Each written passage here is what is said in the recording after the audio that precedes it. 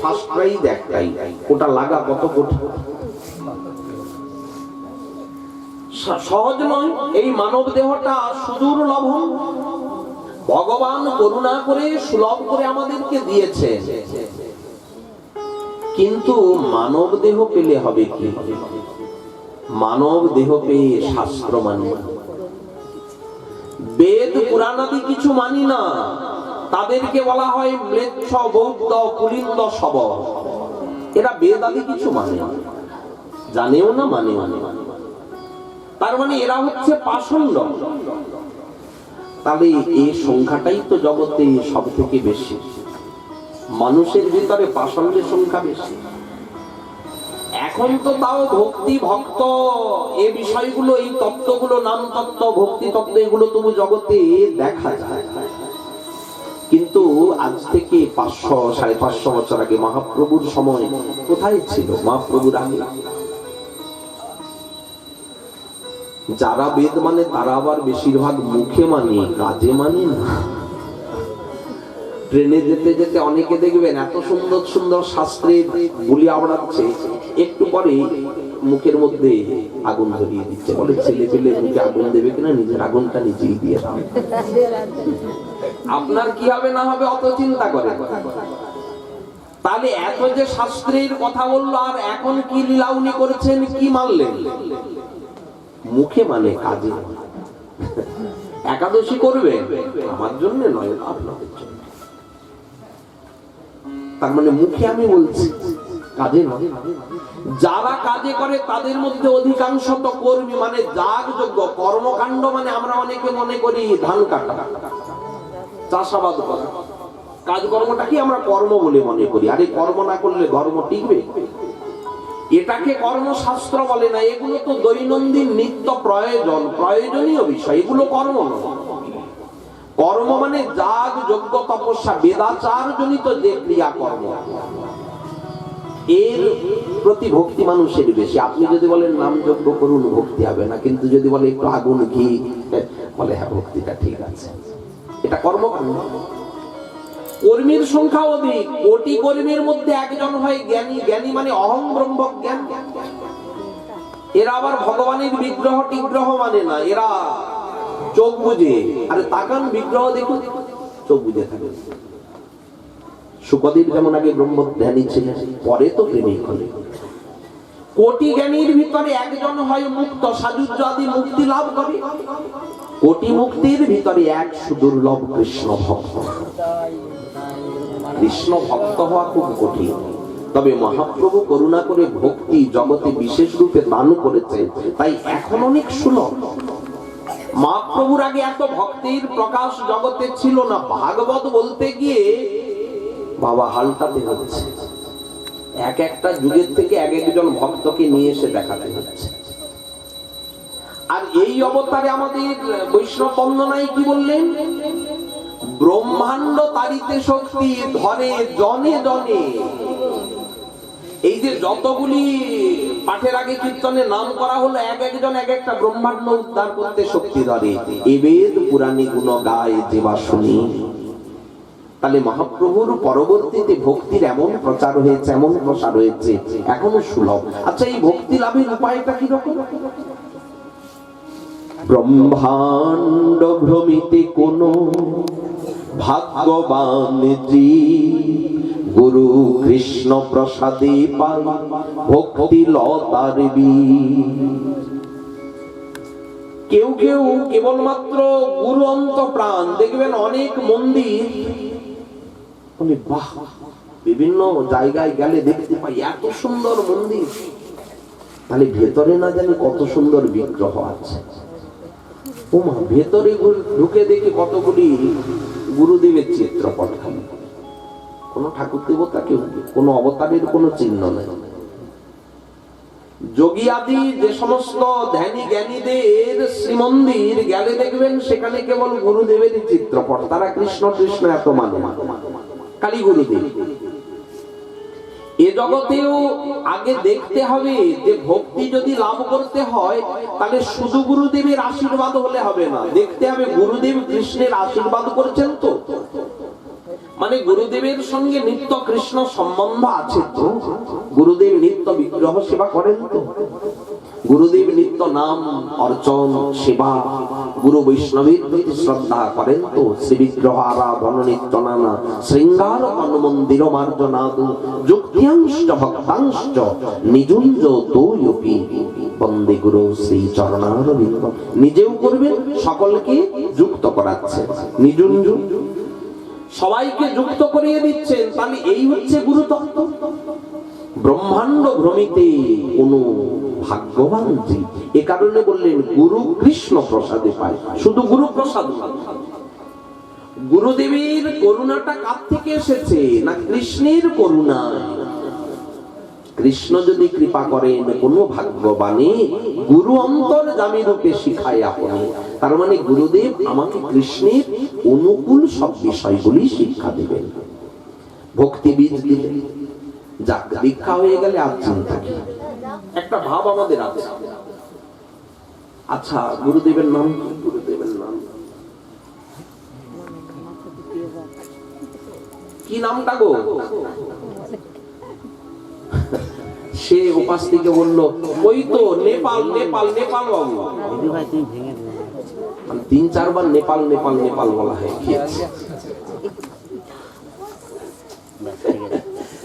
তো দেখুন গুরুদেবের নাম বলতে গিয়ে ওই যে বলছে, বলে গোবিন্দপুরের চৌরাস্তার কাছাকাছি বটনা, নেপাল নাকি যেন নামটা। মানে গুরুদেবের সঙ্গে সম্পর্ক কেমন হচ্ছে?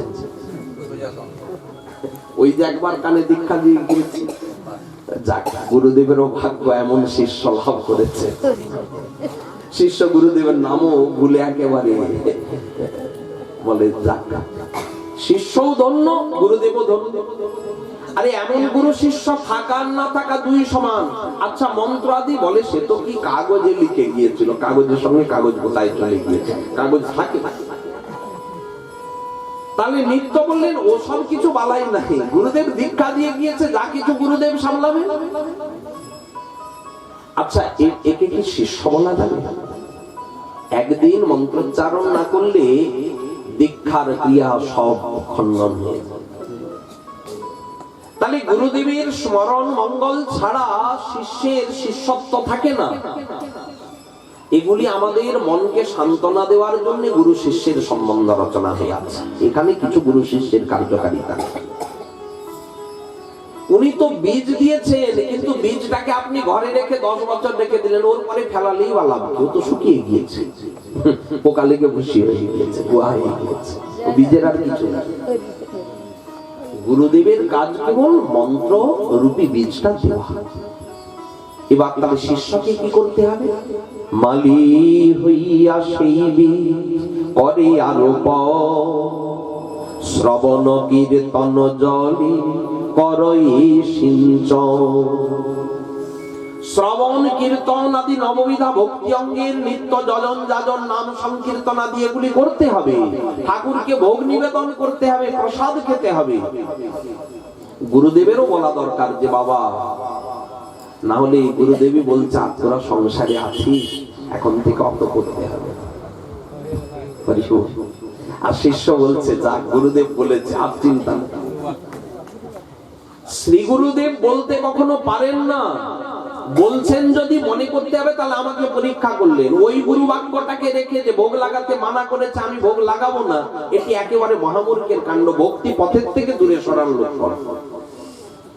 গুরুদেব পরীক্ষা করছে, দেখি না আমার কথাটাকে বাদ দিয়ে ও ভোগটা লাগায় কিনা, কতটা ওর অনুরাগ, তবে তো দেখবো। হতে তো পারে, আমি গুরুদেবের দোষ দিচ্ছি না, কিন্তু শিষ্যের কর্তব্য মালি হইয়া সেই বীজ করে আরোপ।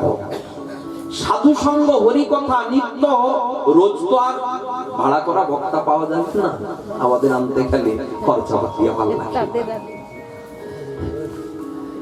রোজ আর ভাড়া করে কোথা থেকে বক্তা আনবে? তাহলে নিত্য কি করব? যেদিন সুযোগ হচ্ছে কোথাও আশেপাশে হরি কথা, কেউ বিশেষ জন সাধু গুরু বৈষ্ণব কেউ এসেছে, একটু গেলাম। কিন্তু যেদিন কেউ আসে নাই সেদিন নিত্য গৃহী অনুশীলন করতে হবে, গ্রন্থ বুঝি নাই বুঝি পাঠ করতে হবে। দক্ষিণ ভারতের ব্রাহ্মণ কি এমন বুঝতেন, তিনি তো গীতা গীতা পাঠ করে যাচ্ছেন, কিন্তু তাতেই মহাপ্রভু দর্শন। তার মানে নিত্য গ্রন্থানুশীলন, সাধু সঙ্গ, এই গ্রন্থই সাধু। তার মানে এই নয় যে কোথাও হরি কথা হচ্ছে তাকে বাদ দিয়ে গ্রন্থ লিখো। ওনার থেকে আমি তো বড় বক্তা, ওনার পাঠ শুনে কি হবে আমার, তার থেকে আমি নিজে গ্রন্থ লিখব, এতে কিন্তু ভক্তি লাভ হবে না, দৈন্যের হানি হয়ে যাবে। মালি হইয়া সেই বীজ করে আরোপ, শ্রবণ কীর্তন জলে করই সেচন, উপজিয়া বাড়ে লতা ব্রহ্মাণ্ড ভেদি যায়, বিরজা ব্রহ্মলোক ভেদি পরব্যোম পায়, তবে যায় তদুপরি গোলক বৃন্দাবন, কৃষ্ণ চরণ কল্প বৃক্ষে করে আরোহণ। ভক্তিলতা খুব দ্রুত বেড়ে যায় যদি ঠিক ঠিক মতো এই জল সিঞ্চন আদি করা হয়, তবে সাবধান। বলে আবার সাবধানের কি আছে? বলে দুটো সাবধানতার বিষয় লক্ষ্য রাখতে হবে। একটা সাবধানতা হচ্ছে অপরাধ। যদি হাতি এসে যায় কি হবে? হাতি বড় বড় গাছকে পর্যন্ত সমূল উপড়ে ফেলে, তাহলে একটা লতাকে তার উপড়াতে আর কি, লতার কাছে হাতির শক্তি অনেক বেশি। তেমনি ভক্তির থেকে অপরাধের শক্তি এত বিভৎস ভয়াবহ, এত বেশি যে ভক্তির কোনো অস্তিত্বই থাকবে না, ভক্তি থেকে সম্পূর্ণ চ্যুত হয়ে যাবে, শেষে ভগবানেরও ভুল ধরতে লাগবে। রামচন্দ্রপুরী কি করলেন? অপরাধের থেকেই তো গুরুদেবের চরণে অপরাধ করে, মহৎ চরণে মাধবেন্দ্রপুরীর চরণে অপরাধ করে এসে দেখতেছে, বলে পিঁপড়ে গুলো কেন গম্ভীরায় ঢুকছে? আচ্ছা, পিঁপড়ে যেখানে সেখানে বর্ষাকাল গ্রীষ্মকালে এদিক ওদিক যাতায়াত করে, বলে বুঝেছি রাতের বেলা লুকিয়ে লুকিয়ে শ্রীকৃষ্ণ চৈতন্য মিষ্টি খাই, পিঁপড়া এসেছে মানে বিনা কারণে একটা দোষ চাপিয়ে দেওয়া হচ্ছে। আমাদের 84 ব্রজমণ্ডলীর বর্তমান ভজনানন্দীগণের মধ্যে যিনি অন্যতম, শ্রী বিনোদ বিহারী দাস বাবাজি মহারাজ, বিনোদ বাবা, উনি বলছেন যে কেউ কে কতটা ভক্তি পথে অগ্রসর হয়েছে নিজেই বুঝতে পারবে। কি করে? বলে কতটা দোষ দৃষ্টি শূন্য হতে পেরেছে, এটাই হচ্ছে সাধুত্বের একটা বড় লক্ষ্য। যত বেশি লোকের দোষ দেখছি বুঝতে হবে ততটা ভজনে কাঁচা রয়েছে, আর যত দোষ দৃষ্টি শূন্য বলে নিজের মনে হচ্ছে যে না ওনার তো দোষ নাই, উনি তো বেশ ভালোই ভজন করেছেন, কিন্তু আমার তো এই ভজনে ত্রুটিগুলি আছে, নিজের খালি দোষ, আত্ম অনুশীলন হচ্ছে। বললেন এটি হচ্ছে সাধুত্বের লক্ষণ। যিনি যত মহান সাধু তার তত জগতে কোনো কারোর কিছুতে দোষী তিনি খুঁজে পান। এই হচ্ছে সাধু, নিজেই বুঝতে পারবে সাধু যে আমি কতটা সাধু হয়েছি কি হতে পারি না। তো দেখুন এখানে বলছেন যে সব থেকে বড় প্রতিবন্ধকতা হচ্ছে অপরাধ। আচ্ছা, অপরাধের থেকে নিজেকে মুক্ত রাখবো কি করে? বলে একটা তাহলে বেড়া দাও চারিদিকে, বেড়া দিয়ে দিলে আর তো তাহলে অপরাধ ঢুকতে পারবে না ভেতরে। অপরাধ হাতিটা আপনি দেখছেন আসছে, চারিদিকে যদি ভালো একটা পাথরের প্রাচীর দিয়ে দেয় আর চিন্তা থাকবে? এই পাথরের প্রাচীরটা কি? বললেন তৃণাদপি শুনেছেন, শ্লোকটাই হচ্ছে পাথরের প্রাচীর। অপরাধের থেকে একমাত্র মুক্ত হওয়ার উপায় হচ্ছে এই তৃণাদপি শুনেছেন তরণী বা সহিষ্ণু না অমানি নঙ্গমানদেন কীর্তনীয় সদা। আর দ্বিতীয়টা আমার মুখে শোভা পায় না, কারণ এই দ্বিতীয় দোষে আমি দোষী। লাভ পূজা প্রতিষ্ঠা, আমি ভালো পাঠ করি, কীর্তন করি, আমার মতো জগতে কেউ পাঠাবে না। ভাব যদি এসে যায়, ধরি এসে যায় নয়, এসে বসে আছে আমার ভিতরে, কিন্তু লোকের কাছে একটু দৈন্য করি, না না আমি কিছু জানি না, কিন্তু মনে মনে ভাবছে আমি যা জানি কেউ জানে না। মনের কথাটা কি আপনারা বুঝবেন? গুণ পোকাটা যে ভেতরে আছে বাইরে থেকে দেখা যাচ্ছে কি? কটর কটর আওয়াজটা হলে তখন বোঝা যায় যে হ্যাঁ গুণ পোকাটা আছে। বোঝার উপায় নাই কোথা দিয়ে কিভাবে যে ঢুকেছে। আসলে কি বাবা নাম করার সময় পাই না, চেষ্টা করি রোজ 1 লক্ষ নাম করার, কিন্তু নাম করার সময়টা পাই না। যদি একটু পেতাম, আমার খুব ইচ্ছা করে কিন্তু সুযোগ পাই না। রোজ কবে 1 লক্ষ নামটা গুরুদেব বলে গিয়েছেন না, কোনা করতে বাদ নেই বাবা। রোজ গ্রন্থে আমার এত নেশা, সারাক্ষণ যেন মনে হয় গ্রন্থই দেখি দেখি। রোজ অন্তত গীতার 1 অধ্যায় মানে আমি যে ভজন করছি এটা লোকের কাছে না প্রমাণ করলে লোক আমায় শ্রদ্ধা করবে। এমনি সব নাম করি না, নামের মালাটা নিয়ে বসে আছি। লোক যখন আসছে বুঝছি লোক আসছে, নামের মালা নিয়ে আছি, ভক্তি শ্রদ্ধা বাবা খুব ভজন। নামটা আমার লক্ষ্য নয়, নামটার থেকে মূল লক্ষ্যটা আমাকে যাতে শ্রদ্ধা করে। লাভ পূজা প্রতিষ্ঠা এগুলি হচ্ছে উপশাখা। তখন মূল শাখা বাড়বে, উপশাখা বেড়ে যাবে। দাঁত থেকে উপশাখা যদি একবার উঠতে শুরু হয় তাহলে মূল শাখা আর বাড়ে না। তুলসী গাছটা প্রথম যে হারে বাড়ছিল, কিন্তু যেই ধাপ থেকে আর 2-4টে ডালপালা পাশ থেকে বেরোতে লাগলো না, শাখা উপশাখা বলে, তখন মূল শাখাটা সেই যেখানে ওখানেই থেমে গেল। তেমনি এই হচ্ছে আমাদের ভজনের প্রতিবন্ধকতা। রূপ শুদ্ধ ভক্তি হইতে হয়, প্রেমের উৎপন্ন, প্রেম উৎপন্ন হয় শুদ্ধ ভক্তি যাজন করতে করতে। ভক্তি ক্রমে বেড়ে হয় এই প্রেম রূপ। যেমন আখের রসটাকে ভালো করে জাল দিলে গুড় হয়, প্রেম আরো উন্নত উৎকর্ষ হতে থাকে। যত ভজনের তাপ দেওয়া হয় তত উন্নত উৎকর্ষ কি হয়, প্রেম ক্রমে বেড়ে হয় স্নেহ, মান, প্রণয়, রাগ, অনুরাগ, ভাব, মহাভাব। এই যে রসের তত্ত্বগুলি মহাপ্রভু শ্রীরূপকে শিক্ষা দিলেন 10 দিন ধরে এই প্রয়াগে বসে। একে বলা হয় রূপ শিক্ষা। মহাপ্রভু শ্রীরূপকে পাঠিয়ে দিলেন, যাও তুমি বৃন্দাবনে। এদিকে সনাতন সে তো বন্দিশালী, রূপের বৈরাগ্য কালে সনাতন বন্দিশালী। বিষাদ ভাবই মনি মনি, শ্রীরূপে করুণা করি ত্রাণ কইলা গৌর হরি। মই অধমি না কইল স্মরণী।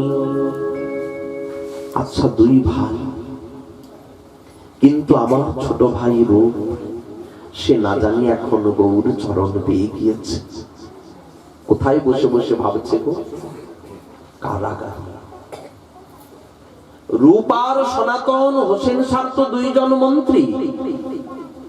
রূপ দেখলো রাজা আমাদের গৌর প্রীতিটাকে ভালো চোখে দেখছে না, মহাপ্রভুর প্রতি যে প্রীতি এটা ভালো চোখে দেখছে না। তাহলে যে মহাপ্রভুর ক্রিয়াকর্ম ভালোবাসে না তার সাথে সম্পর্ক রেখে আমার লাভ কি? রাজকার্য ত্যাগ করে চলে গিয়েছে বৃন্দাবন। সনাতন বয়সে বড়, দাদার দায়িত্ব থাকে বেশি। বলে 2 দিন 4 দিন একটু চিন্তা করি রাজাকে কি করে বুঝিয়ে দিয়ে যাবো। ভাই যেমন না বুঝিয়ে চলে গিয়েছে।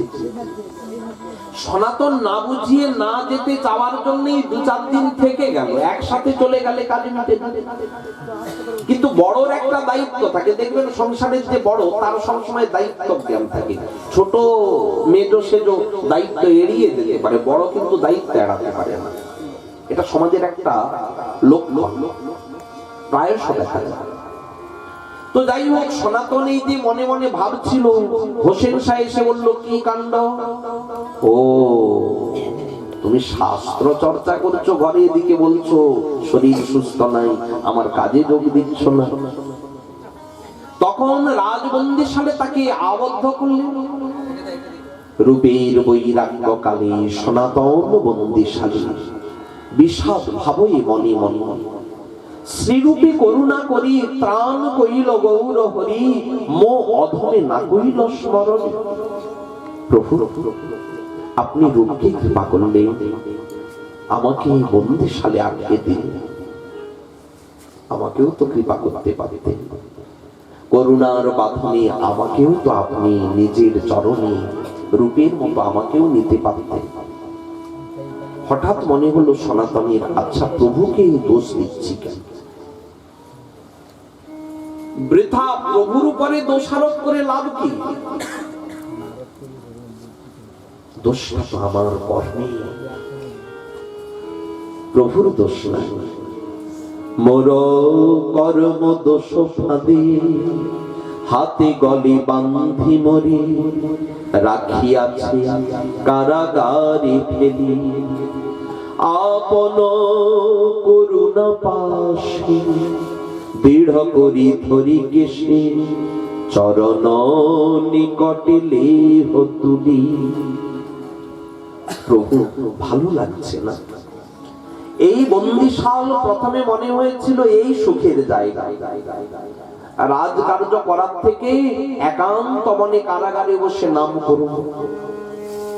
জপিতে জপিতে নাম অবশ্য করিল গো, আকুল করিল মন প্রাণ। এখন প্রাণটা যে আকুল হয়ে গিয়েছে, মনকে বোঝাতে পারছি না তুই এখানে বসে নাম কর। কেবলই নামের চরম দর্শনের লোভ যাচ্ছে, লালসা হচ্ছে। প্রভু করুণা করে একবার কি আমার কেশে ধরে আমাকে আপনার শ্রীচরণে তোলা যাবে না? সনাতন মনে মনে ভাবছে এই কারাগারটা আমার কাছে কেমন জানে। দুই দিকে দাবানো, সম্মুখে অগাধ জল, দুই দিকে দাবানো,